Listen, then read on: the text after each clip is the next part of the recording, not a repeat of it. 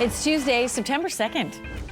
So we get to see our friends again and meet new people. Because math is the very best. Because it makes you learn. It makes you learn after a long summer break. Students across the country headed back to class today. Many parents have been hit with a hefty back-to-school shopping bill. So when there's days that when we got wind, it will clear up for a few days and then the smoke would come back.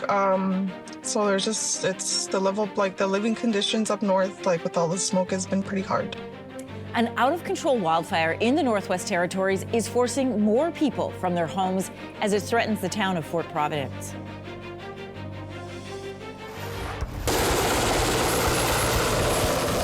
More than 1,100 people have died from a devastating earthquake in eastern Afghanistan as crews rush to find survivors.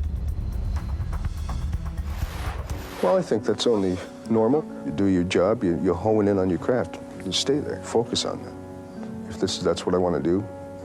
And remembering Canadian actor Graham Greene, who has died at the age of 73. Stay with us, Canada. Your morning starts right now.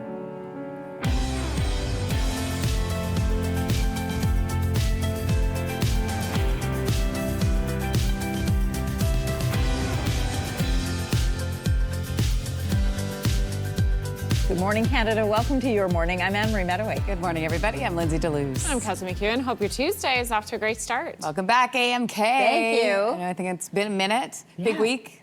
Big week, big weekend, big movement. I've got pictures for you guys. I'll show you in the chat later on. You do? I Okay, do. so that's coming up in just a bit. We're talking about back to school, of course, because today, it's the day. It is back to class for students across the country today, marking an end to summer vacay. I don't like school. Math and French are not my strong suit, and they just get harder every single year. So funny. Okay, so not everybody's excited to go back. Many families soaking up the last bit of summer over the weekend. And there was most likely a bigger bill for parents this year, with back-to-school shopping costing more and more. There's lots to get, so we kind of like send half, and then as they need it, we send more. And I noticed the prices have gone up considerably higher than what we bought last year. I think 3 to 4% higher. A study from the Retail Council of Canada suggests those long lists of school supplies could total about $700 per student this year. The higher costs are tied to inflation and the U.S. tariffs.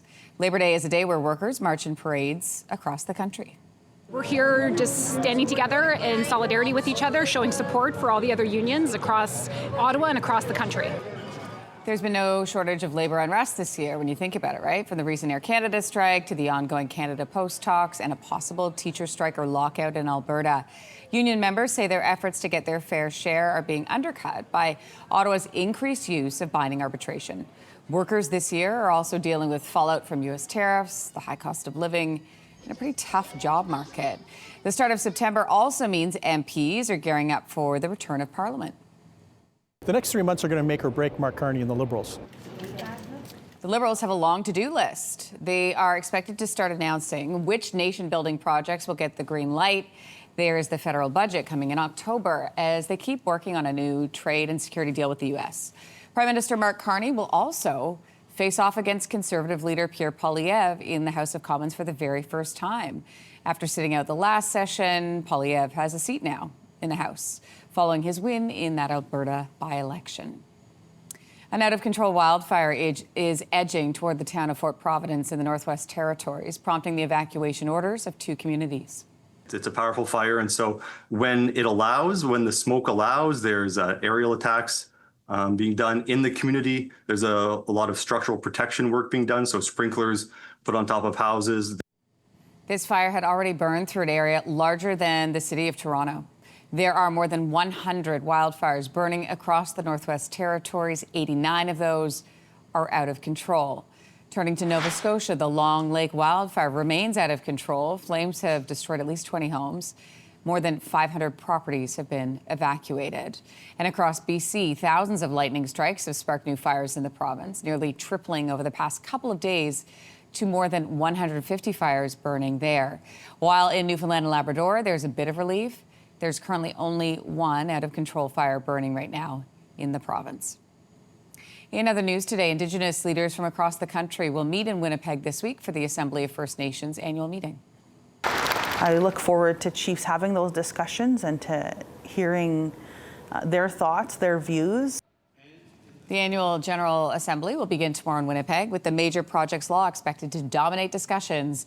The AFN's national chief says this will be an opportunity for chiefs to plan their response to the recently passed Building Canada Act, which allows the federal cabinet to designate projects, exempt them from various laws in order to fast-track the approval process.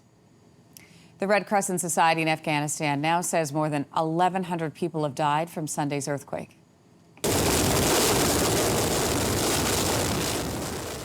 This is the second day of search and rescue operations. Helicopters are being used to reach some isolated areas and villages near the epicenter in eastern Afghanistan.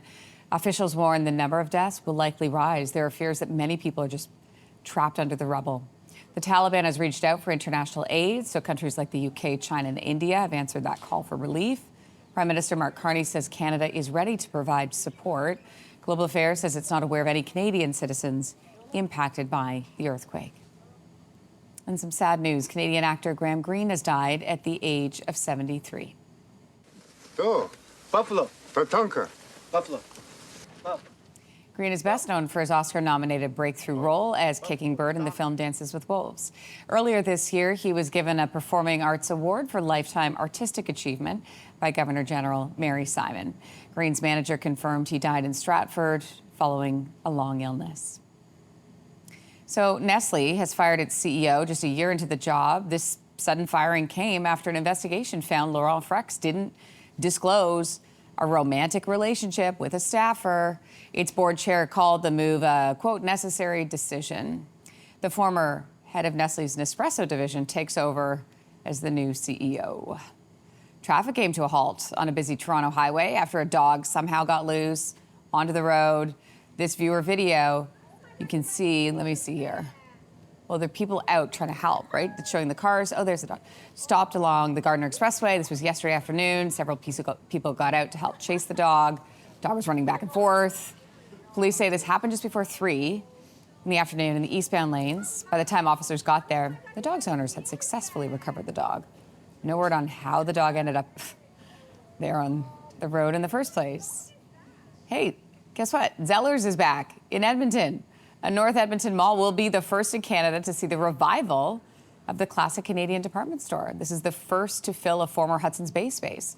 The CEO of the Londonderry Mail says the store will offer home goods and various clothing for men, women, and kids. He also confirmed that the store will bring back its mascot, which is Zeddy the teddy bear. Mm-hmm.